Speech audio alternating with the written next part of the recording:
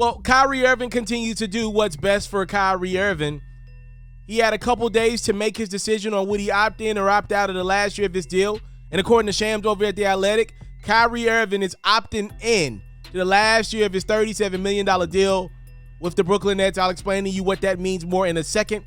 Kyrie also gave Shams a quote. Maybe that tells you a little bit about who was Shams' source on this story. Kyrie told Shams this: normal people keep the world going, but those who dare to be different lead us into tomorrow. I've made my decision to opt in. See you in the fall, from number 11, which so happens to be Kyrie Irving. So what does that mean with Kai opting into the last year of his deal? More than likely, the Brooklyn Nets will keep Kyrie Irving next year. If they wanted to trade him, they still could. Here's what we know, though. The interest in Kyrie Irving was very low. Kyrie Irving did what any, smart free agent or business person should do. He went out and tested the market and see what was out there for Kyrie Irving if he decided to opt out or if he decided to demand a trade out of Brooklyn. And what did he find out? There was not much out there for Kyrie Irving at this current time. Does that mean a year from now there will be very little out there? No. But I think most teams around the league, they want to make sure Kyrie Irving is dedicated to basketball. The vaccine mandate, I'll relax a little bit on that one. I'm not mad at somebody for not wanting to put something in their body. But when you copy the vaccine mandate up, with Kyrie pretty much missing half a year with the Brooklyn Nets desperately needed him, you copy that up within 2020 when the rioters stormed the Capitol, Kyrie decided to just sit out. And then after that, Kyrie decided to take a couple weeks in the middle of the season due to family, personal reasons. Look, Kyrie has the right to do whatever he wants to do, but so does these teams. They have the right to do what's best for their business, and giving somebody like Kyrie Irving, a guy that can barely stay healthy and also has personal things that he believes in, no offense, do you? Giving that guy $250 million for 5 years just didn't seem like a smart business move for the Brooklyn Nets or other teams out there, because there was not a lot of interest in Kyrie. Brooklyn called Kyrie's bluff. They said pretty much, hey, if you could go find a team willing to give you 5 years, if they got some stuff we want, we'll do a sign and trade with them. Kyrie, if you can find a team that's willing to give you $50 million in free agency straight up and down, opt out and go get that bag. We're not doing that. Kyrie's got to show the Brooklyn Nets that he can stay healthy, be productive, engaged, and also, most importantly, help his team win games. There's been little to no evidence outside of the 2016 year with LeBron James that Kyrie Irving can help get your team over the hump.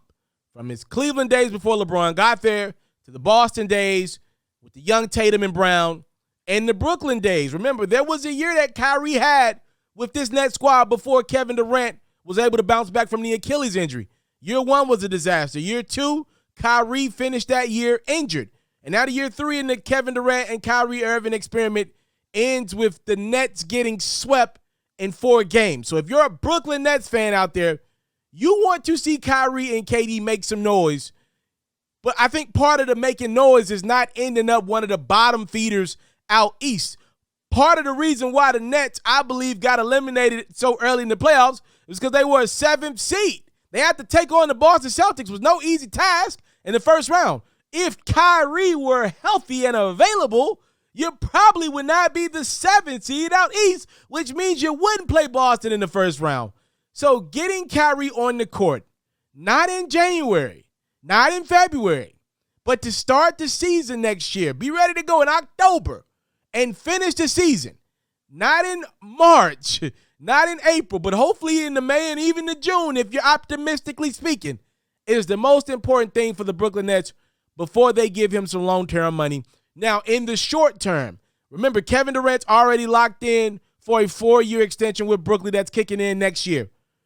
I would think that KD is very happy that for at least next year, Kyrie will be back. We will see.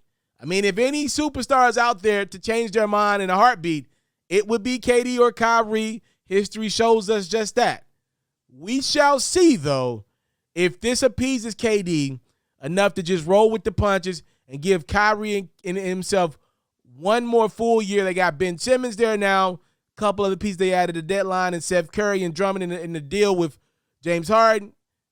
One would think that this is the end of the Brooklyn Nets saga for now. Now it's about just getting all these pieces to the court healthy to kick off the season. I doubt the Nets would trade Kyrie. They got what they wanted. They got a superstar level talent on a short-term deal. $36 million, if you can get Kyrie on the court for 60 games, is a bargain for today's market.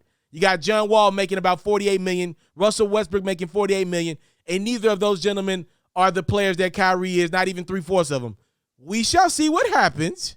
But for now, Kyrie opts in. Apparently, according to Shams, he wanted to fulfill his agreement with KD, which I'm assuming those gentlemen agreed to at least give it 4 years.